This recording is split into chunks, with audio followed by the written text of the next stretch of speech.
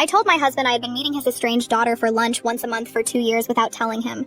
And the thing he said was not what I expected, and I have been turning it over ever since because it was kind, and it hurt more than anger would have. My husband Callum has a daughter from a relationship that ended badly before I met him. Her name is Petra, she's 26 now, and the estrangement has been in place since she was 18, when a series of events I was not present for, and which Callum describes in the careful way of someone who has edited the story over many retellings, resulted in her cutting contact. He has not seen her in 8 years. He speaks about her with a specific quietness that I have learned means the subject is present in him constantly, and discussable only on his terms, and only up to a certain depth. I met Petra by accident 2 years ago. She was at a coffee shop I went to for a work meeting, sitting alone, and I recognized her from photographs Callum keeps in a box he does not open often but does not hide. She recognized me too, I think, because she looked at me with something that wasn't quite surprise. I sat down at her table and we talked for 40 minutes, and I went home and did not tell Callum. She texted me 3 weeks later. She had found my work email through a mutual connection and written a careful message saying she had been thinking about our conversation and would I want to meet again sometime. I sat with that email for 4 days. I thought about telling Callum and played through every version of that conversation and what it would cost him to know she had reached out this way through me, sideways, without including him. I wrote back to her and said, yes, we have had lunch 22 times. I know the number because I checked my calendar before I wrote this. She is a person I have come to know independently of what she means to my husband, which was not something I anticipated. She is funny in ways that remind me of him, and guarded in ways that are entirely her own, and she has never once asked me to carry messages or build bridges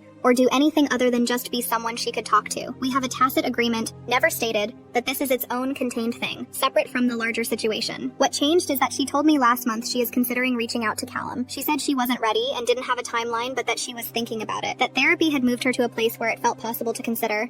She said she wanted me to know because it felt dishonest not to tell me, since I was connected to both of them. I drove home from that lunch and I told Callum everything. I told him about the coffee shop and the email and the 22 lunches and the conversation last month.